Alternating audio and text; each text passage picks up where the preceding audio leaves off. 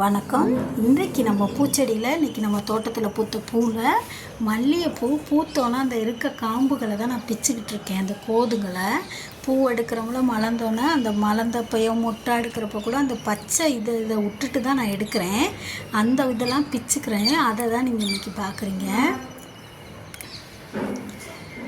அதெல்லாம் எடுத்துட்டோன்னா தான் அதுக்கு மேலே துளிர் வந்து திரும்ப மொட்டு வைக்கும்.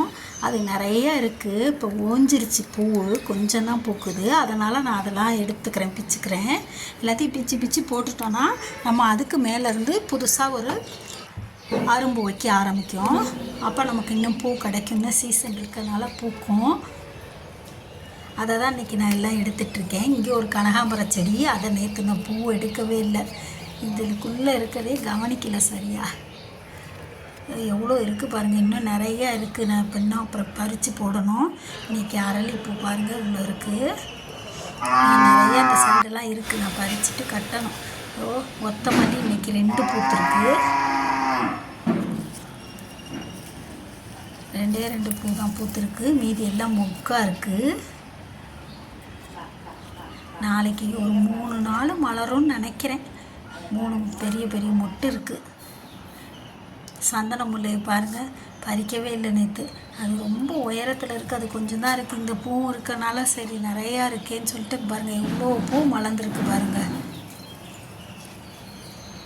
சந்தன முல்லை உயரமாக இருக்குது, எடுக்க முடியல. சரின்னு அப்படியே விட்டுறது. நல்லா வாசமாக இருக்கும்.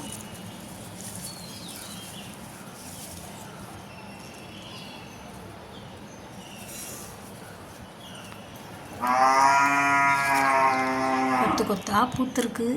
எடுக்க தான் முடியலை. காலையில் தான் இப்போ எடுத்துட்டு சாமிக்கு கட்டி போடணும். பந்தல் தான் போட்டிருக்கு. அதில் எவ்வளோ பூ பாருங்கள். காலையில் தான் பறித்து இந்த உருளிக்கு போடலாம். இதை வச்சுக்கணும். இன்றைக்கி தான் ஒத்த மல்லி மொட்டு பாருங்கள், ஒரு 3 மொட்டு இருக்குது. நாளைக்கு மலர்றாப்புல அது ஒன்று. இது இங்கே ஒன்று இருக்குது. இதெல்லாம் நாளைக்கு காலையில் மலர்ந்துடும். வெள்ளிக்கிழமைக்கு பூ வச்சுக்கலாம் சாமிக்கு. இதோ இங்கே ஒன்று இருக்குது. இந்த 3 மலர்ந்துடும்.